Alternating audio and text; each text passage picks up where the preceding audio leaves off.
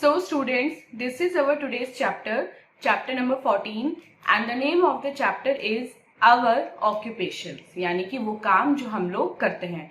तो chapter start करने से पहले लर्निंग ऑब्जेक्टिव्स में देखते हैं आज हमें कौन कौन से टॉपिक इस चैप्टर में पढ़ने हैं।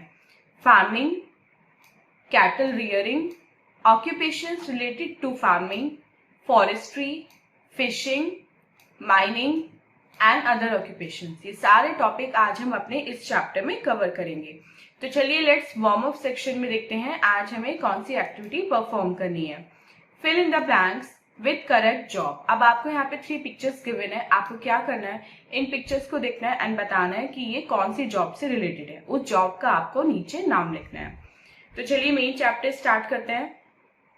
हम अपनी डेली नीड्स को फुलफिल करने के लिए कोई न कोई काम करते हैं और कोई भी ऐसा काम जिसको करने से हमें पैसे मिलते हैं उसको बोलते हैं ऑक्यूपेशन। और हम अपनी लाइफ में अपनी एबिलिटी और अपनी नीड के अकॉर्डिंग डिफरेंट ऑक्यूपेशन फॉलो करते हैं। मतलब जो हम काम कर सकते हैं, हमारी एबिलिटी होती है और हमें किस काम की सबसे ज्यादा जरूरत है, हमें कितना पैसा मिलता है उस काम से, ये दोनों फैक्टर डिपेंड करते हैं कि हम कौन से ऑक्यूपेशन में जाते हैं। जितने भी वर्क होते हैं वो सब इक्वली इंपॉर्टेंट होते हैं। जो भी काम करें वो आप सिंसियरिटी और ऑनेस्टी से करें और यही सही तरीका होता है पैसे कमाने का।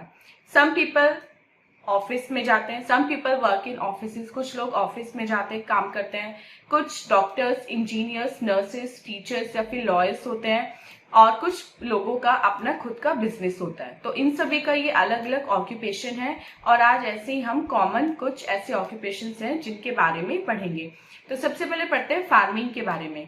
हमारी कंट्री में बहुत सारे लोग विलेजेस में रहते हैं और उनका मेन ऑक्यूपेशन क्या होता है, उनका मेन ऑक्यूपेशन होता है फार्मिंग। जो फार्मर्स होते हैं वो बहुत सारे टाइप की क्रॉप्स को ग्रो करते हैं, जैसे food grains, pulses, sugar cane, oil seed, tea, spices, vegetables and fruit, cotton and jute. और फार्मिंग कहाँ होती है, फार्मिंग वहां होती है जहाँ पे सॉइल फर्टाइल होती है, मतलब मिट्टी उपजाऊ होती है और वाटर रिसोर्सेज जैसे वेल्स, टैंक्स, कैनाल्स या रिवर्स पास में होते हैं जिससे प्रॉपर फील्ड्स को पानी दिया जा सके। और rain natural source of water है अर्थ पे। रेन सभी जगह मिलती है और वो अर्थ के लिए एक नेचुरल सोर्स ऑफ वाटर है। अगर आपने क्रॉप ग्रो कर रखी और रेन हो जाती है तो आपको फिर उसमें अलग से पानी देने की नीड नहीं होती। और फसल पकने के बाद जब हार्वेस्ट हो जाती है, क्रॉप्स को क्लीन किया जाता है और मार्केट में भेजा जाता है सेल करने के लिए। और मार्केट में क्रॉप्स को सोल्ड आउट करने के बाद फार्मर्स को अपनी लाइवलीहुड के लिए मनी मिलती है। तो फार्मर्स का ऑक्यूपेशन क्या हुआ, फार्मिंग।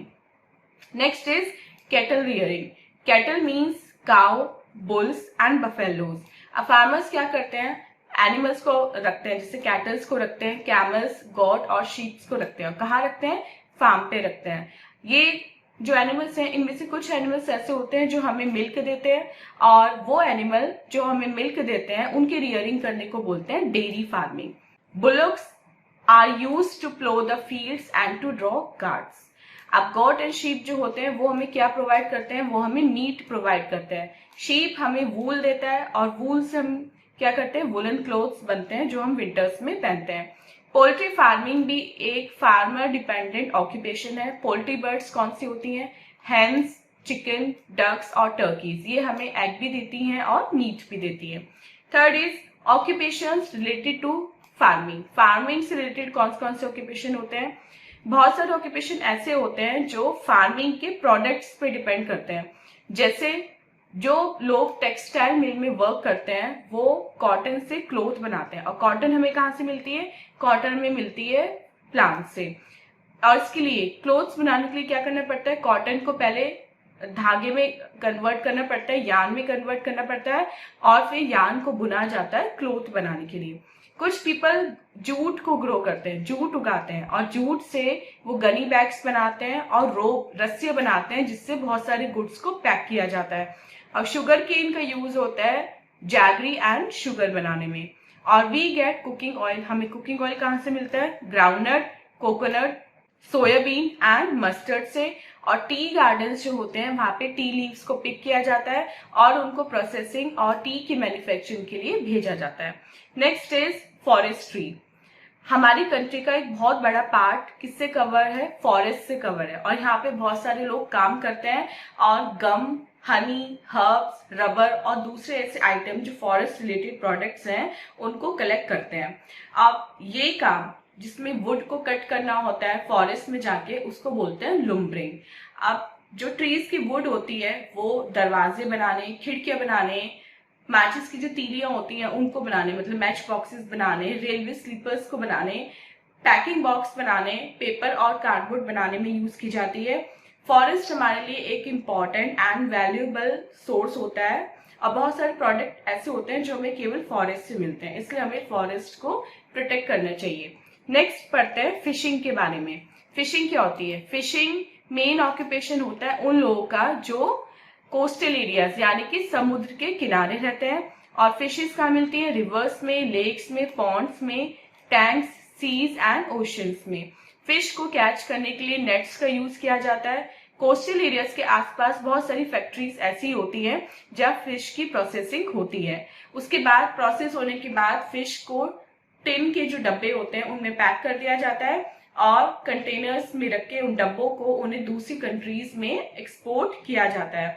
और हम फिश को एज अ फूड खाते हैं। फिश से हमें ऑयल भी मिलता है जिससे बहुत सारी बीमारियों का इलाज होता है। Next is mining. माइनिंग क्या होता है? माइनिंग वो प्रोसेस है जिससे हम अंडरग्राउंड जो हमारे मिनरल्स हैं या दूसरे सब्सटेंसेस हैं उनको हम ऑब्टेन करते हैं, उनको ग्राउंड से निकालते हैं, खुदाई जिसे बोलते हैं। और इंडिया में बहुत सारे रिच डिपॉजिट हैं मिनरल्स के, जैसे coal, iron, manganese, mica, marble, limestone and petroleum. लेकिन ये सारे क्या होते हैं? ये इधर हमें समुद्र के नीचे या फिर जमीन के नीचे मिलते हैं और इनके लिए हमें माइन करना होता है, हमें खदानें खोदनी होती हैं। कुछ मिनरल्स ऐसे हैं जिनसे हमें मेटल मिलता है, जबकि कुछ ऐसे हैं जो हम as a fuel and chemical use करते हैं। और मेटल से बहुत सारे डिफरेंट टाइप्स की मशीन्स बनती हैं, रेलवे इंजिन्स बनते हैं, एरोप्लेन, बसेस, शिप्स और दूसरे व्हीकल्स बनते हैं। थाउजेंड्स ऑफ पीपल डिपेंड होते हैं इन फैक्ट्रीज पे अपने लाइवलीहुड के लिए। तो मतलब ये जो लोग हैं वो माइनिंग के ऑक्यूपेशन में है।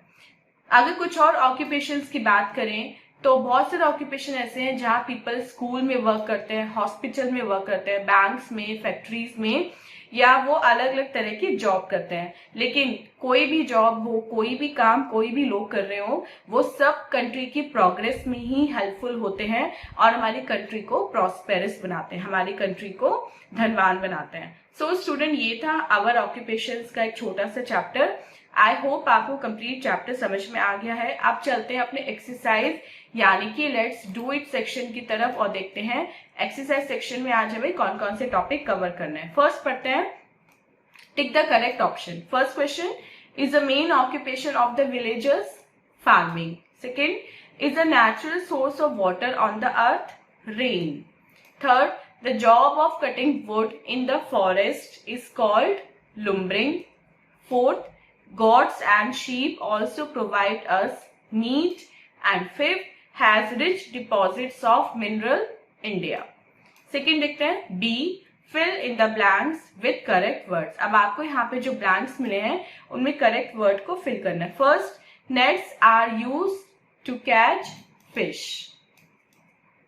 Is used to make jaggery and sugarcane. Third, people working in textile mills produce cloth from cotton. Fourth, farming is also farming dependent occupation, poultry farming. And fifth, farming is done at places where are fertile soil and water resources. C देखते हैं, write true or false for each statement. Fishing is mostly done in the plain regions of India. False. Second, water for farming is mainly supplied by rain. Yes, this is true. Third, farm animals provide us milk and meat. True. Fourth, poultry birds like hens and duck provide eggs and meat. True. And fifth, people working in jute mills make bags and ropes. Yes, this is also true. So student, this was the exercise. I hope आपको complete chapter with exercise अच्छे से समझ में आ गया है। And this was our today's video. मिलते हैं अपने next video में इससे next chapter की explanation के साथ। टिल देन आप अपना बहुत बहुत ध्यान रखिएगा एंड बाय बाय।